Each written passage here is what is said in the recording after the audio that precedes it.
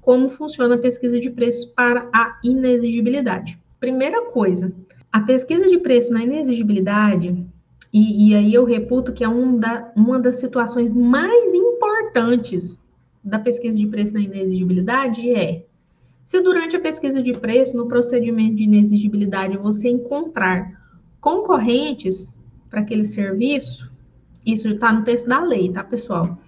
Se você encontrou concorrência, se você verificou lá na pesquisa de preços a viabilidade da competição, então já não é inexigibilidade.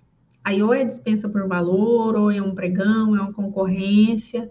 Não é inexigibilidade. A inexigibilidade, ela, basicamente, a coisa principal da inexigibilidade, da inex para os íntimos, é não haver a competição, inviabilidade de competição. A primeira coisa que a gente precisa entender é que a nova lei de licitações e contratos, ela traz, na 8.666 não existia isso, mas a 1433, ela traz coisas como, por exemplo, o artigo 6º, que traz toda uma relação de conceitos no artigo 6º. E ela traz, lá no artigo 18, ela traz especificações de como que é o ETP, depois ela tem ali termo de referência, ela tem um arcabouço dos artefatos, né? Essas peças agora vêm sido chamadas de artefatos. O ETP é um artefato, o TR é um artefato, o edital é um artefato, que seriam aquelas peças, né? O mundo jurídico chama de peças jurídicas. Na nova lei de licitações e contratos, essas peças, entre aspas, são chamadas de artefatos. Então, a nova lei de licitações e contratos, ela traz de uma forma muito especificada, esmiuçada, os artefatos. Em que pese, pessoal, a nova lei de licitações e contratos também trazer uma série de situações que precisam ser regulamentadas, e uma dessas situações é a pesquisa de preços. Ok, a gente sabe que tem a IN 65, que trata da pesquisa de preços no âmbito do governo federal. Mas o artigo 23 também traz os critérios, os principais critérios de pesquisa de preço, da busca de aferição do valor de mercado, a previsão do valor de mercado. Por que a pesquisa de preço é importante e é fundamental? Porque quando você vai licitar, quando você vai contratar, devido inclusive à lei de responsabilidade fiscal e outras leis que se aplicam aos entes públicos, ao dinheiro público em si, você precisa ter ali, não, eu tenho um valor planejado para gastar. Eu vou ter esse dinheiro para pagar. E a inexigibilidade, da mesma forma, você tem que ter um valor de mercado. Beleza, mas como você afere o valor de mercado quando você não vai pegar 3 orçamentos, no mínimo 3 orçamentos, você não vai fazer a cesta de preço com diversos fornecedores e você, caso você esbarre em outros fornecedores que façam o mesmo serviço, da mesma forma, ou ofertem o mesmo objeto da mesma forma, há a viabilidade de competição e aí já não é inexigibilidade. Como que a gente faz isso? Eu sei, pessoal, que o procedimento de inexigibilidade, ele gera muita insegurança. Eu sei disso. Eu já trabalhei como presidente de CPL, eu já trabalhei como pregoeira, e eu sei que, principalmente em entes que a estrutura é pequena e não está restrito a eles, tá bom? Tá bom?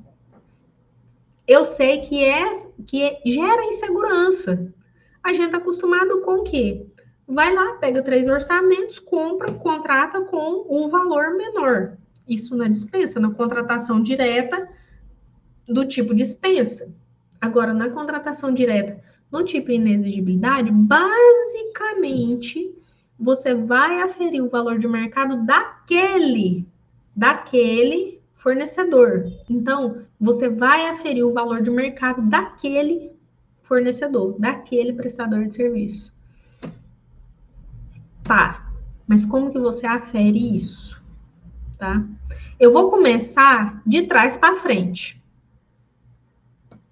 Nós vamos começar no artigo 23, nós vamos começar de trás para frente.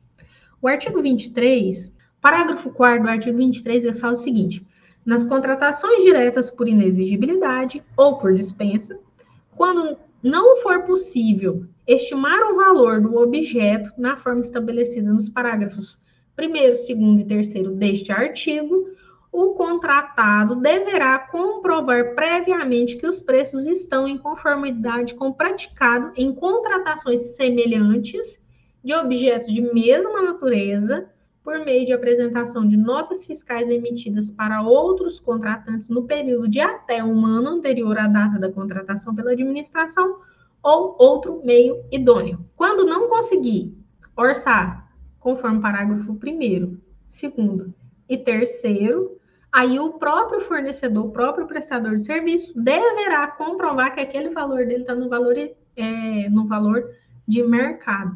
Ah, tá. Merielle, como que é isso? Que bicho é esse? É o seguinte, por exemplo, eu tenho uma empresa que ela faz capacitações, faz consultoria técnica, não é a consultoria jurídica, a gente não mexe com consultoria jurídica, e assessoria técnica, que é aquela parte de ensinar o pessoal, acompanhar o pessoal fazendo ETPs, DFDs, edital, essas coisas todas.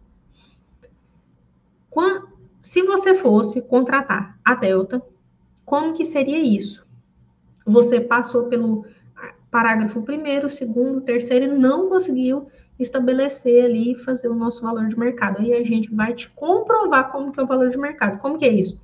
A gente vai pegar os nossos contratos com entes públicos, com entes com empresas privadas e vai te apresentar ali a comprovação do nosso valor de mercado. Só que a lei também fala, no parágrafo 4º aí, como vocês podem ver, que existe um interregno, um período de tempo, que é de no máximo um ano, período de até um ano. A gente vai apresentar notas fiscais, a gente pode apresentar contratos, a gente pode apresentar empenhos de serviços anteriores e pode ser de serviços semelhantes. E aí, outros meios idôneos. Por exemplo, um meio idôneo para um serviço jurídico, tabela da OAB.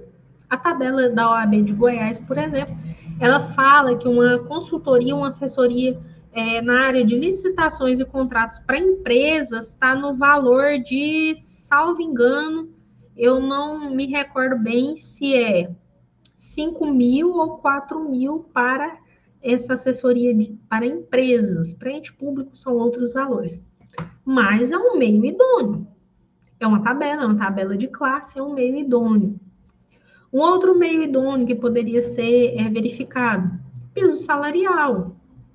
Aí vai depender do serviço, do que você está contratando, da categoria que você está contratando, e se é cabível numa das hipóteses de inexigibilidade. É óbvio, né? Aqui eu estou falando só um recorte, que é o recorte o quê?